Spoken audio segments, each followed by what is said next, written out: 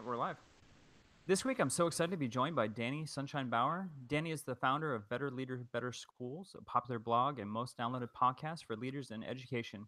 He helps school leaders fight isolation and frustration through his leadership community, the Mind Master.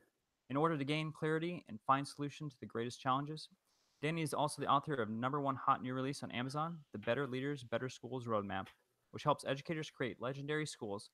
Danny, thank you so much for joining us today. Joshua, thanks so much for having me on the show. I really appreciate it and can't wait to chat with you and add some value for your listeners. And Danny, before we even begin, I want to kind of get to your nickname, Sunshine. Where did that even come from? Here's what I've learned, Joshua. In life, there are ups and there are downs, right? That's like a Yogi Berra just truism, you know. It's like, okay, buddy, that's what you're coming with, leading with. And I've been beat up in life, and I think everybody has. The listeners can relate to that.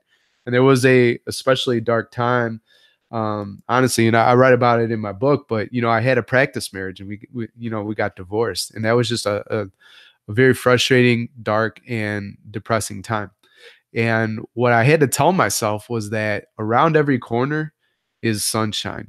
There's going to be storms, and I've survived Hurricane Harvey. Hurricane Michael's coming through Florida, and storms do exist. I lived in Belgium all last year, and all it does is rain there. Joshua, like it just rains all the time and it's cold, and then the sun peaks out for like just a few days in the summer.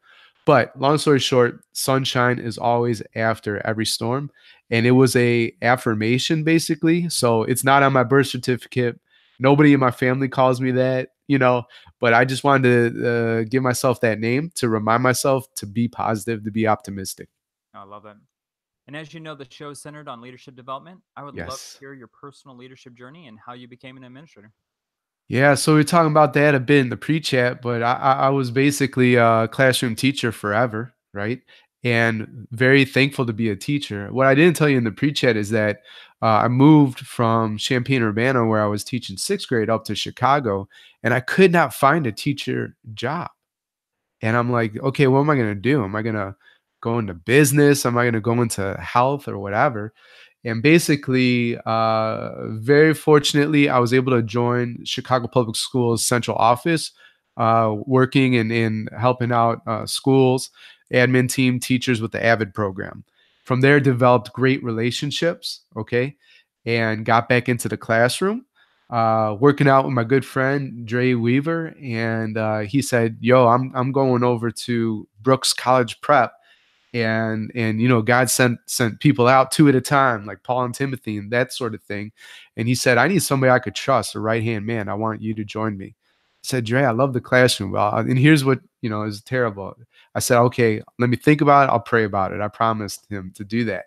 And I was at Kenwood High School there in Chicago, loving it. I mean, it's an incredible school, great kids, great community, everything. And all of a sudden, once I started thinking about it, praying about it, Joshua, the school seemed like it was like beat down and like falling apart, and I hated being there.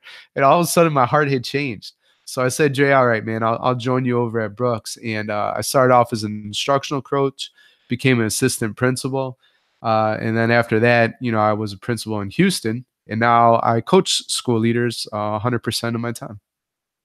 So, did you always aspire to be an administrator, or was that through that experience at that high school that changed your perspective?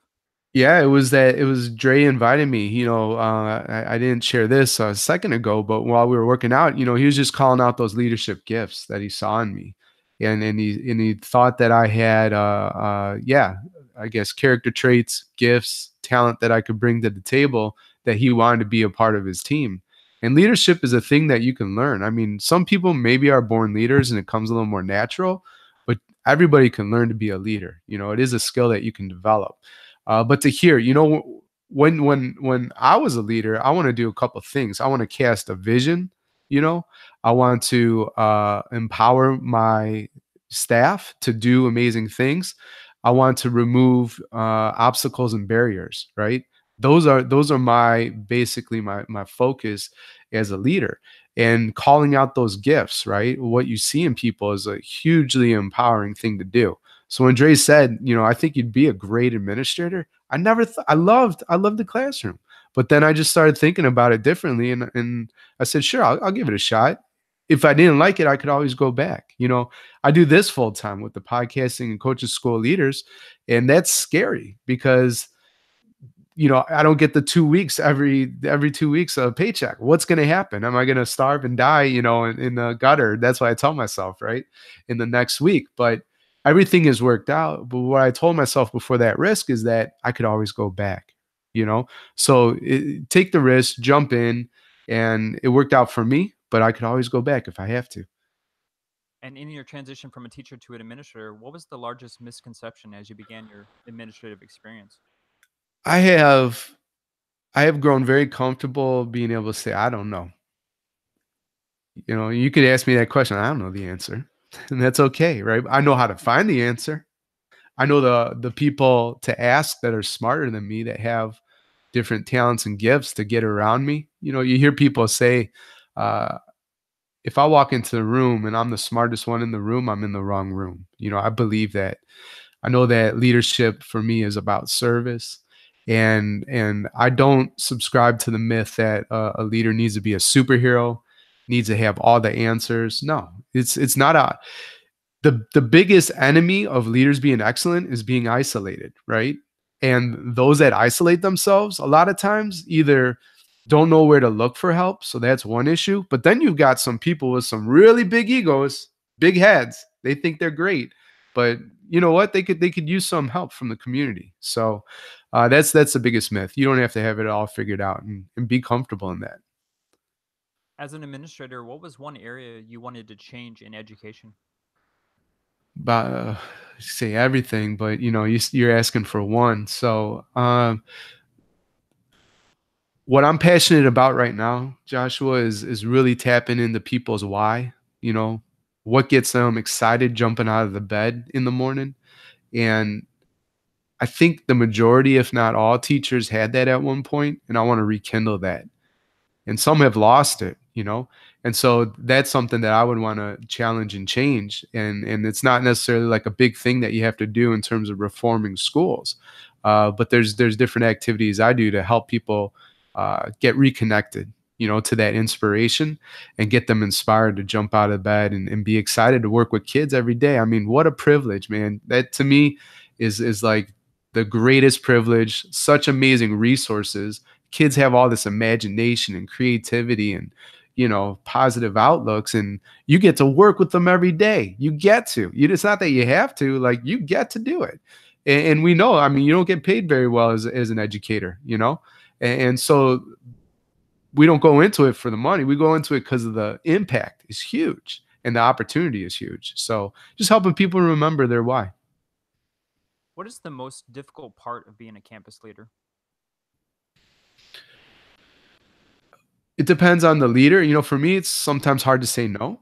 So that's pretty challenging. The other part that was really hard is the fact that everything's gonna come to you at some point, you know, and you're just gonna be put in some situations that are tough, and you're the principal, so you can't. Where are you going to go? Like, you have to make a decision on it, and you can't make everybody happy. So, if you have some people pleasing tendencies and that kind of stuff, you need to work through that, or at least get some people around you that can help identify your blind spots or help you process some of those big time decisions that you have to make, so that you don't fall into some type of trap or commit to some things that you really shouldn't say yes to, just because you have a hard time saying no and pleasing people. What do you think is the biggest difference between the role of assistant principal to principal? AP to principal is like, that's almost like two different jobs, because the AP is, they're the guy that goes out there and they can execute on the vision, but the principal, the buck stops there, right? And they have to inspire the whole, in my mind, inspire the whole staff and set the course, set the direction for where you're headed, and so if you lack that vision, there's a verse that talks about where there is no vision, people scatter or people perish, right? But on the opposite side of that, if you write the vision down so that those who read it, they'll run to it, you know? So it's the same coin, two sides of the different coin. But if you lack that vision, and the thing is that principals and APs, like the job demands are very high. And if you're not clear and intentional about your calendar and how you spend your time, you're going to run around busy, doing a lot of work, a lot of it very good work, but it's not great work, Joshua. There's a huge difference. And when I coach principals, is helping them identify how to be intentional with blocks of time that they want to spend and identifying what are those big things you're really trying to do. All that other stuff's always going to be there. Okay. And I don't want to hear people say, like, I have to find the time. The time is there. You have to make it a priority. Even if it's just 15 minutes a day, I'd rather see you spend 90 minutes to 3 hours working on some sort of big goal vision type stuff. And then the rest of the time, working through the nuts and bolts. And in the principal role, you're definitely an instructional leader. So, how do you help your teachers grow in their knowledge and teaching strategies? Yeah. Well, two ways. I guess three. So one would be model. So modeling always. You might go into a classroom and be able to share and show. Uh, Two, resource. So can you actually send people out to conferences or get some type of virtual professional development, anything to make sure that you empower them. And then three, you got to just I talk a lot about vision. So it's, do you identify what instructional curriculum looks like within your school, and can you get everybody on the same page with the common definition and really track that, measure it, celebrate it, and when it doesn't work, figure out why. I wouldn't evaluate people out when things aren't working, but get curious, make it safe to fail. What did you learn from it? And then try again. And as the year goes on, if you feel like staff rapport is slipping, what strategies do you use to increase teacher morale? Yeah, I crowdsourced a blog post, staff appreciation ideas on the blog. So you go to betterleadersbetterschools.com and just search for staff appreciation ideas. That one has like 12 to 15 other principals just sharing all their great ideas. So that's just out there. I want your listeners to know about that, so they can go. Uh, the easiest, like the lowest hanging fruit, is just running around with the favorite type of snacks and that kind of thing, and that's so easy to do. But to me, is like if you can get the community excited, if you see the morale dipping, have some type of event, some type of party that you can throw to get people excited and connected again and just enjoying, sort of like relationships, fellowship, connection type stuff. It could be anything. So, for us, we always threw a dance. If we saw morale going down, throw a dance because it's fun. It's fun. It's more work. You gotta go there. You gotta supervise it. But to see the kids just enjoying that kind of stuff, and you got the food and the music, and if you see kids having fun, normally adults get pretty positive and excited about that. Yeah. It's funny. We just had a dance and it was phenomenal. The teachers were really getting into it. Yeah. See. I think we're both in the same boat. I think we can see that there's some changes that need to happen in education. So, how do you encourage creative thinking and problem solving within your organization? Just ask why, and why, especially everything that's tradition, quote unquote. And so, when you're new to a building, you have that grace because you don't know the culture, and so you have to, if you want to be successful, you have to be curious and try to understand. You're almost doing this ethnographic research, like why do we exist the way we exist? But if you've been established somewhere for a while too, you should constantly question, well, why do we do this? And for one real easy example, I think it's stupid that anybody thinks like a cafeteria should be quiet. Why in the what? Like, for most classrooms, depending on the teacher, and for me, I had this sort of chaos that was controlled, as a teacher, and creative and fun, and Socratic discussions. It wasn't rows, and so that's my style, and maybe that's a bias. It's a perspective I have. But when I look at pictures of how schools were developed, they're sitting in rows, and the kids were quiet, and that was my school experience. And why is it still that way sometimes, and so that's the classroom. And we could question that too. But then to go to the cafeteria, right, and to have it like silent. Not every school is like that, but I've been in a bunch, that is that way.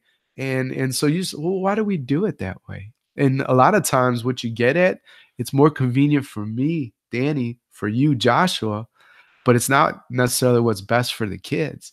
And put that in the context with PE getting pulled out, or the arts getting pulled out, or recess getting pulled out. And so only time kids can blow off steam is during lunch, and we're going to be quiet. Come on. Serious? No way. We're not doing that. That's crazy. It is craziness. I'm proud to say that we don't do that. There you go. um, so what is one initiative you implemented on your campus that you're extremely proud of?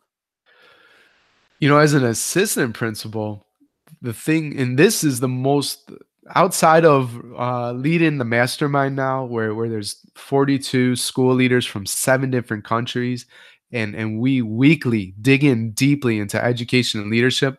My second proudest moment was I went to every homeroom as an assistant principal talking to students, and I said, who needs community service hours to graduate? So basically, every kid's hand is up.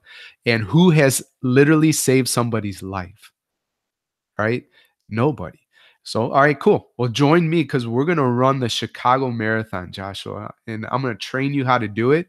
And we're going to raise money to fund clean drinking water projects in Africa. All right. That's going to save people's lives. And you're going to learn so many skills from doing something really hard, like running a marathon. So I'm proud to say over 3 years, our community really rallied around us doing that. Teachers joined me, the principal joined me, and over 3 years, 100, just over 100 kids joined, and 86 out of the 103 or something finished the Chicago Marathon, That's right? awesome. And over those 3 years too, we raised over $25,000 to fund clean drinking water projects too. So that initiative was amazing. I don't think that might be what you were looking for necessarily, but it was more of a social thing, and it was about character, it was about leadership. It was about, school can be so much more than learning for a test or some type of academic achievement.